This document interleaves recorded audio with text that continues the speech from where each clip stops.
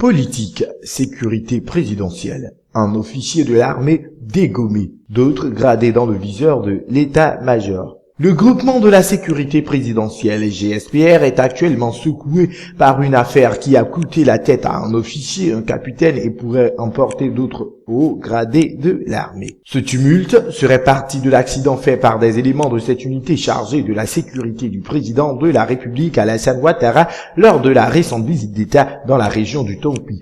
L'on se souvient que la veille de l'arrivée du chef de l'État dans cette région, des éléments du GSPR avaient fait un grave accident le mardi 30 avril 2013 à Zélé au niveau de la scierie SMCI aux environs de 23 heures. Le bilan officiel faisait état de 5 éléments grièvement blessés évacués d'urgence à Abidjan, 9 admis à l'hôpital général de Mans pour des soins et 11 autres blessés légers.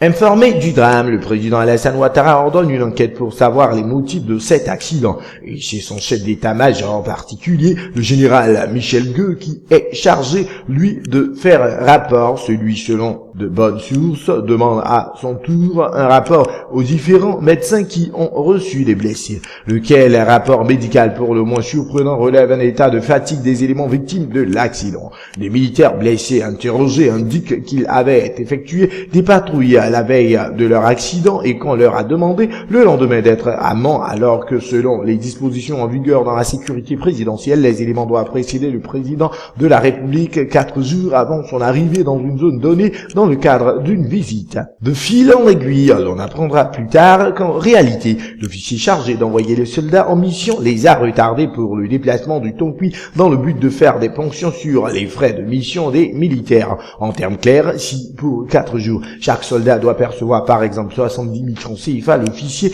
les retarde et les envoie 2 jours avant, ce qui lui permet de remettre la moitié des frais de mission aux soldats, l'autre moitié allant directement dans sa poche. Selon notre informateur, l'officier en question, un capitaine dont nous taisons le nom, qui s'adonnait à cette activité, on avait fait une habitude jusqu'au 30 avril, jour de l'accident. Par ailleurs, indique nos sources, il avait trempé dans d'autres activités peu recommandables. Il aurait fait battre à mort un homme qui lui aurait vendu une plantation de VA parce que celui-ci ne cessait de lui réclamer son argent après la transaction.